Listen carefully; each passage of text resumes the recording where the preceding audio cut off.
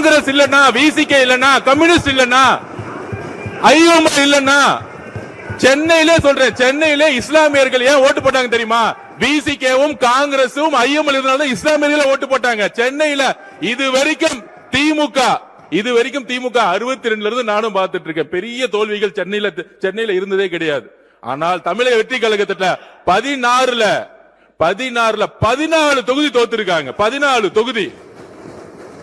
அப்ப திமுகக்கு இந்த கூட்டணி கட்சி இல்லன்னு நினைச்சுக்கோங்க. கூட்டணி கட்சி கிட்ட இருந்து 15% வரும். அந்த 15% இல்லன்னு நினைச்சுக்கோங்க. சென்னையில அந்த 2 தொகுதி கூட ஜெயிச்சிருக்க முடியாது. தமிழ்நாட்டுல 10 தொகுதி ஜெயிச்சிருக்க முடியாது. நீங்க இன்னைக்கு எதிர்க்கட்சியா உட்கார்ந்து காரணம் காங்கிரஸ், நீங்க எதிர்க்கட்சியா உட்கார்ந்து காரணம் கம்யூனிஸ்ட், நீங்க எதிர்க்கட்சியா உட்கார்ந்து காரணம் ஐஎம்எல், நீங்க எதிர்க்கட்சியா உட்கார்ந்து காரணம் விசிகே, நீங்க எதிர்க்கட்சியா உட்கார்ந்து காரணம் கூட்டணி. இதான் ஞாபகம் வச்சுக்கோங்க. எங்களை மாதிரி திமுக தனியா நின்று ஒரு தேர்தல் 50 தொற்ற சொல்லுங்க பாப்போம். 50 தொற்ற சொல்லுங்க பாப்போம். ஒரே ஒரு தேர்தல் திமுக தனியா நின்று 50 தொற்ற சொல்லுங்க. அப்பதான் இந்த கூட்டணி கட்சியோடைய அருமை திமுகவுக்கு தெரியும். காங்கிரஸ் சார்பா நான் கொஞ்சம் பேசிடுறேன். பேசுங்க. மாண்பு பேரவைத் தலைவர்களே, மேடம் நான் உங்க சார்பா பேசிடுறேன். மேடம் பேரவைத் தலைவர் அவர்களே, உங்களுடைய மூத்த உறுப்பினர் சொன்னாரு, நீங்க மேலூர்ல நின்னீங்க, நாங்க தான் காரணம் அப்படின்னு. நிறைய இடத்துல இந்த திமுக அடிக்கடி சொல்லிக்கிட்டே இருக்கிறாங்க, காங்கிரஸ் ஜெயிச்சதுக்கு நாங்க தான் காரணம், விசிகா ஜெயிச்சதுக்கு நாங்க தான் காரணம், ஐஎம்எல் ஜெயிச்சதுக்கு நாங்க தான் காரணம்னு. நாங்க பதிவு பண்ணிடுறேன். இல்ல, இது ஒரு ஜனநாயக விவாதம், பதிவு பண்ணிடுறேன். கிட்டத்தட்ட 22-23 கட்சி கூட்டணி திராவிட முன்னேற்ற கழகம் கடந்த 10 வருஷமா 3 முறை மிகப்பெரிய வெற்றி, ஒத்துக்கிறோம். நீங்க தான் ஆளுங்கட்சி, ஒத்துக்கிறோம். ஆனால் 2026ல தமிழக வெற்றி கழகம் தனி பெரும் கட்சியாக நில்லுங்க, தனி பெரும் கட்சியாக நின்னு 108 தொகுதி வாங்கியிருக்கோம். தனி பெரும் கட்சி, வெறும் இளைஞர்கள் மட்டும்.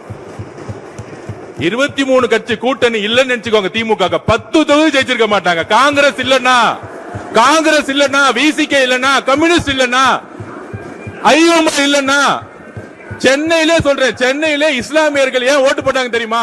விசிகேவும் காங்கிரசும் ஐஎம்எல் இருந்தனால இஸ்லாமியர்கள் ஓட்டு போட்டாங்க சென்னையில. இது வரைக்கும் திமுக 62 இருந்து நானும் பார்த்துட்டு இருக்கேன். பெரிய தோல்விகள் சென்னையில இருந்ததே கிடையாது. ஆனால் தமிழக வெற்றி கழகத்துல 14 தொகுதி தோத்துருக்காங்க. 14 தொகுதி. அப்ப திமுகக்கு இந்த கூட்டணி கட்சி இல்லன்னு நினைச்சுக்கோங்க. கூட்டணி கட்சி கிட்ட இருந்து 15% வரும். அந்த 15% இல்லன்னு நினைச்சுக்கோங்க. சென்னையில அந்த 2 தொகுதி கூட ஜெயிச்சிருக்க முடியாது. தமிழ்நாட்டுல 10 தொகுதி ஜெயிச்சிருக்க முடியாது.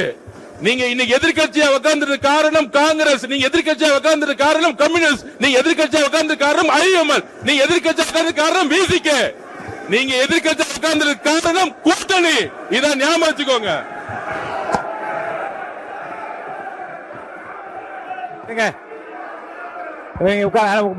உட்காருங்க போதும். ஒரே ஒரு நிமிஷம். எங்களை மாதிரி திமுக தனியா நின்று ஒரு தேர்தல் 50 தொற்ற சொல்லுங்க பாப்போம். 50 தொற்ற சொல்லுங்க பாப்போம். ஒரே ஒரு தேர்தல் திமுக தனியா நின்று 50 தொற்ற சொல்லுங்க. அப்பதான் இந்த கூட்டணி கட்சியோடைய அருமை திமுகவுக்கு தெரியும். உட்காருங்க. மாண்பு உறுப்பினர் பாருங்க, விவாதம் திசை திருப்பி கொண்டிருக்கிறது. உறுப்பினர் கோவை செடியன் மட்டும் பதில் சொல்லலாம். உறுப்பினர் கோவை செடியன் மட்டும் அனுமதி, அவர் மட்டும் பதில் சொல்லலாம். மற்ற இனி இந்த விவாதம் புள்ளி வைக்க விரும்புகிறேன். கோவை செடியன் பதில் சொன்ன அடுத்த கட்டத்துக்கு போக வேண்டும். உட்காருங்க, அவர் மட்டும் தான் பேசணும். மாண்புமிகு பேரவைத் தலைவர் அவர்களே, நீங்கள் எல்லாம் வெற்றி பெற்றதற்கு எதிர்க்கட்சியில் இருப்பதற்கு நாங்கள் தான் காரணம் என்கிறார். நான் ஒன்றை சொல்ல விரும்புகிறேன். ராஜீவ்காந்தி படுகொலை பாரத பிரதமராக ஆனதற்கு பிறகு ஒற்றை இடத்தில் தான் துறைமுகத்தில் வெற்றி பெற்றார். ராஜீவ்காந்தி தான் சொல்ல, ராஜீவ்காந்தி படுகொலையான பொழுது ஒற்றை இடத்தில் தான் ஜெயித்தார், துறைமுகத்தில்.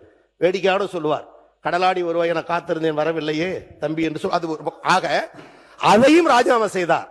வெறும் 0 திராவிட முன்னேற்ற கழகம், 0த்திலிருந்து தமிழகத்தை ராஜ்யம் ஆண்ட இயக்கம் திராவிட முன்னேற்ற கழகம். வெற்றி தோல்வி வரும் போகும், அது நிரந்தரம் அல்ல. அதற்காக விடாப்பிடியாக பேசுவது என்பது நியாயமும் அல்ல, முறையும் அல்ல. எதையும் எதிர்கொள்ள திமுக தயார்.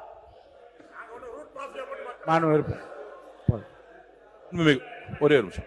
இவரும் கேட்டு அப்புறம் நீங்க சொல்லிடலாம். நீங்க சொல்லுங்க. மாண்பு உறுப்பினர் நேரு அவர்கள் அவர் கேட்டப்பறம் சேர்த்தே சொல்லிடுங்க பதில். மாண்புமிகு பேரவைத் தலைவர் அவர்களே, கூட்டணியில் இருந்து வெற்றி பெற்றோம் என்று அது நாங்கள் ஒத்துக்கொள்கிறோம், அதெல்லாம் ஒன்றுமில்லை. எங்களுடைய கூட்டணியில் இருந்து வெற்றி பெற்றவருடைய ஆதரவோடு தான் நீங்கள் இன்றைக்கு ஆட்சி அமைத்திருக்கிறீர்கள்.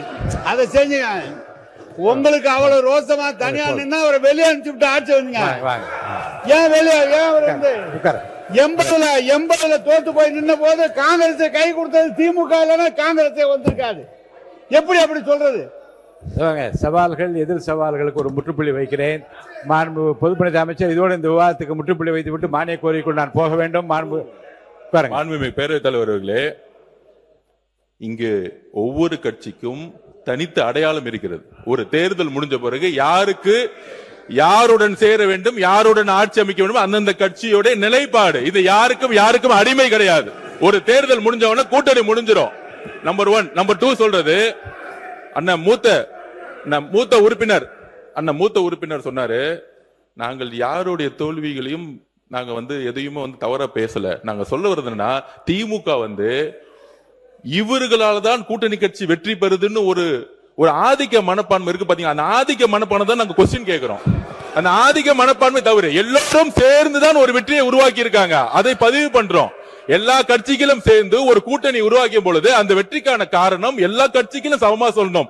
நாங்க என்னாலதான் நீங்க வெற்றி பெற்றீங்க, என்னாலதான் விசிக வெற்றி பெற்றது, என்னாலதான் நீங்க இந்த இடத்துல அந்த ஆதிக்கம் தவறுங்கிறதா நாங்க பதிவு பண்றோம். மாண்பு உறுப்பினருக்கு முற்றுப்புள்ளி வைக்கிறேன். வெற்றியும் தோல்வி மக்களாலே வந்தது, ஏற்றுக்கொள்வோம். மாண்பு உறுப்பினர் தலவாய் சுந்தர் ஒரு கேள்வி கேட்கிறேன், கிளாரிபிகேஷன். மாண்பு உறுப்பினர் தலவாய் சுந்தர் வாங்க. என்ன இப்ப என்ன நீங்க பேச விரும்புறீங்களா? பாருங்க. மாண்பு உறுப்பினர் KN நேரு அவர்கள். மாண்புமிகு பேரவைத் தலைவர் அவர்களே, எங்களால தான் அவங்க வெற்றி பெற்றாங்கன்னு நாங்கள் சொல்றோம். இல்ல அவங்களும் சேர்த்து தான் நீங்க வெற்றி பெற்றாங்க. நாங்க தனியா நின்னாங்க அவங்க எங்களை விட்டுட்டு. எங்கேயாவது தமிழ்நாட்டில் இடத்த வெற்றி பெற்றிருக்காங்களா கேளு. வெற்றி பெற்றிருக்காங்க கேளு. திமுக இல்லைன்னா அவங்க வெற்றி பெற முடியாது. போதும், இந்த கேள்வி போதும். அவை முன்னவர் போதும். மாண்பு உறுப்பினர்கள் இது போதும் என்று நினைக்கிறேன்.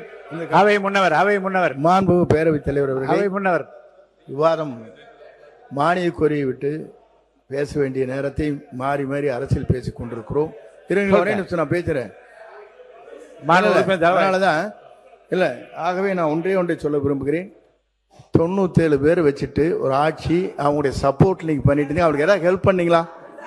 2006 அந்த கட்சியை உங்களோட இருந்தே இணைந்து அவர் சப்போர்ட் செய்தார்களே, அவர்களுக்காக அமைச்சரவை இடம் பெற்றிருக்கிறது, இன்றைக்கு கொடுக்கப்பட்டிருக்கிறது. அதை நீங்க கொடுத்தீங்களா? முதல்ல திமுக தனியா நின்று ஜெயிச்சிருக்கா? இல்ல, திமுக தனியா நின்று ஜெயிச்சிருக்கா? ஒரு தேர்தலையாவது திமுக தனித்து நின்று வெற்றி பெற்றிருக்கிறதா? சொல்லுங்க. அப்புறம் வேணா நாங்க. மாண்பு உறுப்பினர் KN நேரு அவர்கள் இந்த பதில். மாண்பு பேரவைத் தலைவர் அவர்களே, என்ன சப்போர்ட் பண்ணலான்னு, என்ன ஹெல்ப் பண்ணீங்களான்னு மத்தியில முதல் பிரதமர்னு சொன்னது திமுக சொன்னார். மத்திய அரசு அமைப்பதற்கு ஆதரவா இருந்தது திமுக. 2 முறை ஆதரவாக இருந்தது திமுக. என்ன சப்போர்ட் பண்ண? நாங்க சப்போர்ட் பண்ண. இவங்க மட்டும் 26 பேர் சார் சொல்றேன், நான் சொல்லிடுறேன். 26 பேர் இல்ல, பாமகவை சேர்ந்த 21 பேர், 22 பேர் அன்னைக்கு இருந்தாங்க. பாமகவை சேர்ந்த 22 பேர் இருந்தாங்க.